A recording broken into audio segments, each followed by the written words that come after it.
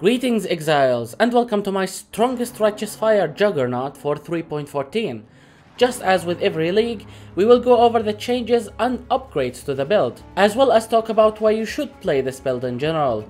We are going to go over the passive tree, Ascendancy, gems, and item recommendations for people who are on a budget.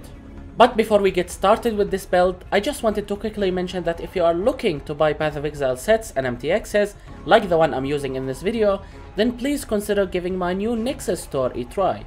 There you will be able to buy Path of Exile sets and MTXs for the same price that you would have bought them for from inside the game. And you get to support me and my channel in the process. And don't worry if you didn't find the MTX you are looking for, because I do refresh my MTX recommendations from time to time. And with that being said, let's jump into this build guide. Starting with the Ascendancy. We are a Juggernaut for mostly one reason: tankiness. And thus you want to start with Unbreakable for its extra life regen. This will help you sustain Righteous Fire after finishing your first lab. Then Unflinching for its free endurance charges if you have been hit recently.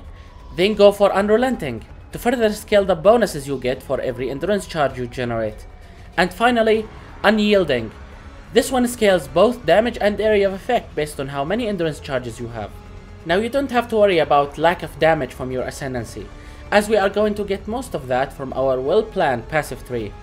And speaking about that, here is what your average passive tree should look like. You might notice that we have two large cluster jewel setups going on. These are introduced into the build after level 75, and as such, you will be prioritizing life and life regen nodes at the start. But going back to our cluster jewel setups for a moment, both of them are identical. They are 2 large and 4 medium ones total, each adding the minimum amount of passives. All of them contains pure damage nodes like Burning Bright, Widespread Destruction, and Exposure Therapy. Again, you will start integrating these into your build in a later stage of the game. But with that being said, we are basically done with the passive tree. Now let's talk about essential items to have for this build. Starting with your body armor. It's, as always, Helm's Heart. We have already talked about this one many times in previous videos. The item is generally designed for this build in particular, so don't miss out on it, unless you can afford a mirror tier explodey chest in the endgame. So moving on to our next item, it's a Helm with Elder Influence that has both concentrated effect and burning damage support mods. This item will act as your Soda 6 link, since Helm does not provide any sockets for the build. You can go further and spam Essence of Horror on it until you get both mods alongside the 30% more elemental damage for socketed gems. So moving on to your next item, and that is Helm's Way. You can settle with pair of these, but it is recommended that you switch to a rare ring with higher maximum life in the late game. However, you could theoretically keep using Helm's Way due to the high amount of life regen it provides. Your next essential item is your shield, and that is Sappho's Frame. This is the best all-rounder shield for this build.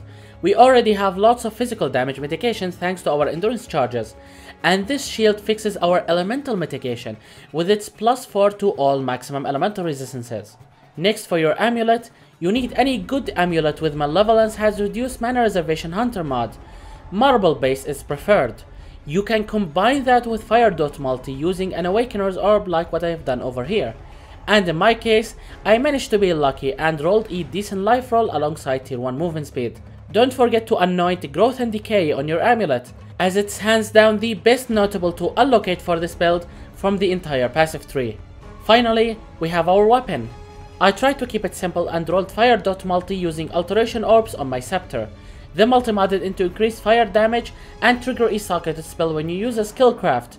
This craft will be used to trigger Flammability Curse and Stormbrand, which is linked to increased critical strike support gem, which will help it trigger both Elemental Overload and Elemental Equilibrium.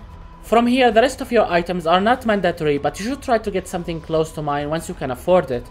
One such item is a pair of gloves with fire damage over time multiplier, lots of life and resistances. And maybe a good belt with life, life recovery, percentage increased maximum life, and some resistances to go along the way. And that was basically it for your items. Now let's talk about the important gem links that you want to have in this build. Our main 4 link contains Righteous Fire, Elemental Focus, Awakened Increased Area of Effect, and Inspiration. If you don't have Awakened Increased Area of Effect, then you can settle with Efficacy. This setup will go in your Helm obviously, because it will get added burning damage support and concentrated effect from the mods on the Helm for free, in addition to the 30% more elemental damage from the Essence mod if you manage to roll it alongside the other two. Our next setup has Scorching Ray, Infused Channeling, and another Inspiration Gem. This setup will generate Inspiration charges for the entire build. Next, for your auras, you have Vitality, Malevolence, and Purity of Fire. Link these gems with level 4 Enlighten to allow them to reserve less mana, which will help you get higher levels on your Vitality. The remainder of your gems can be whatever you want. For example, I decided to go with Shield Charge as my movement skill. You might want to use something else like Dash for example. Now let's talk about your jewels. You just need life and as much damage as humanly possible. Here is an example for what a perfect jewel should look like. Generally speaking, you want to try to make it so that every one of your jewels looks like it once you have enough currency. But if you don't have currency, then just getting a jewel with life, burning damage and fire damage should be sufficient. And for your Watcher's Eye, go for 22% increased dot multi while affected by Malevolence, and increased life recovery rate while affected by Vitality if you can afford it. For Bandits, don't help any of them. Unless you get to level 98 or higher, then consider switching to Oak Favor instead. For Pantheons, go with the Soul of Tokuhama for the miners and the Soul of Lunaris for the majors. And that was it for this build guide. As always, if you guys have enjoyed this video, then make sure to drop a like and maybe even consider subscribing so you don't miss any future build guides like this one. My name is Phoenix and I will see you all in the next video. Putrefy, rot, spoil, and fester. Exile, do something! Less real and more real. Gaze into the abyss.